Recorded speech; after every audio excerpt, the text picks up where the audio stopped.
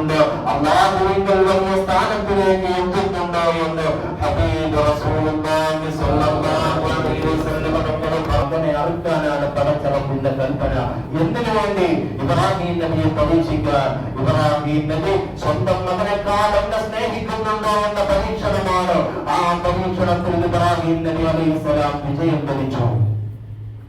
ഇബ്രാഹിം നബി അലൈഹിസ്സലാത്തു വസ്സലാം സുബ്ഹാനല്ലാഹ് ഖുർആൻ ഓർമ്മപ്പെടുത്തുന്നത് എങ്ങനെയാണ്? ഫലമ്മാ ബലഗ മഅഹു സഈ.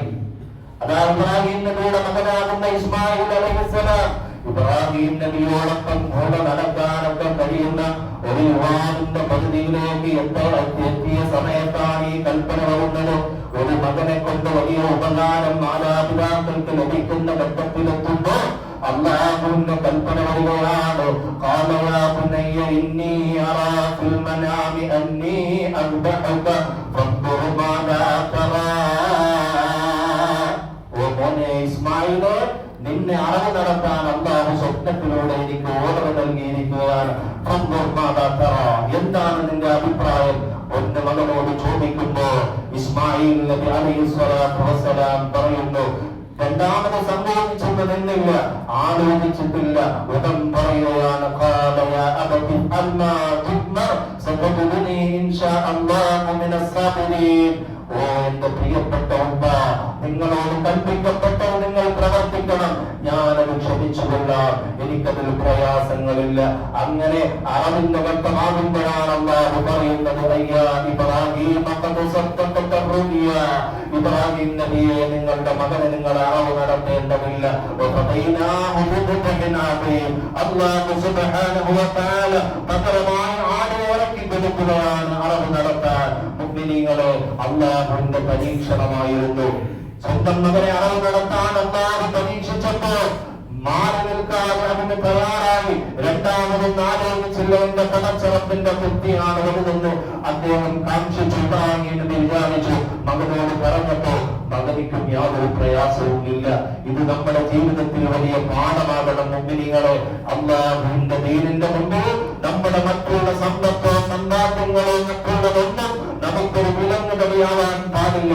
നമ്മുടെ നിസ്കാരത്തിന്റെ മുമ്പിൽ, നമ്മുടെ ഇബാദത്തുകളുടെ മുമ്പിൽ, നമ്മുടെ വീട്ടിൽ ഒരു ആഘോഷം നടക്കുകയാണെങ്കിൽ, നമ്മുടെ വീട്ടിൽ ഒരു മരണം നടന്നാൽ അല്ലാഹുവിന്റെ ദീൻ അനുവദിക്കാത്തതെന്ന് സംഭവിക്കരുത്. എന്ത് പരീക്ഷണം വന്നാലും അല്ലാഹു തആല നമ്മളെ പരീക്ഷിക്കുകയാണ്. അതിനുശേഷം അല്ലാഹു വലിയ നന്മ ഉദ്ദേശിക്കുന്നത് കൊണ്ടാണ് ആ പരീക്ഷണം എന്ന് നമ്മളുടെ ഹൃദയം കൊണ്ട് ചിന്തിക്കണം. ദുനിയാവിൽ തന്നെ ചിലപ്പോൾ അല്ലാഹു പരീക്ഷണത്തിന് നമുക്ക് ഫലം തരും, അല്ലെങ്കിൽ ആഖിറത്തിൽ ഏതായാലും ഫലം തരും എന്നതിൽ നമുക്ക് ആർക്കും സംശയമില്ലല്ലോ പ്രിയമുള്ള മുഅ്മിനീങ്ങളെ.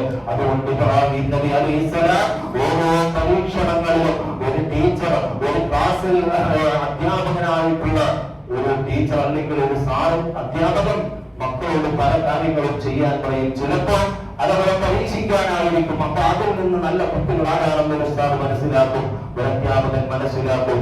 എന്ന ഉദാഹരണം പറയുന്നത് പോലെ അല്ലാഹു തആല പരീക്ഷണങ്ങളിൽ ആരാണ്, എന്ത് പരീക്ഷണം വന്നാലും അൽഹംദുലില്ലാഹ്, റബ്ബേ എനിക്ക് നീ ഇതല്ലോ തന്നല്ലോ, ഇതിനപ്പുറമുള്ള എത്രയോ പേരെന്റെ ഇടയിൽ ഉണ്ടല്ലോ എന്ന് ആലോചിക്കണം മുഅ്മിനീങ്ങളെ. ഈ പെരുന്നാളിന്റെ സുദിനത്തിൽ ഇൻഷാ അല്ലാഹ് ഒരുപാട് സൽക്കർമ്മങ്ങൾ നമ്മൾ ചെയ്യേണ്ടതുണ്ട്.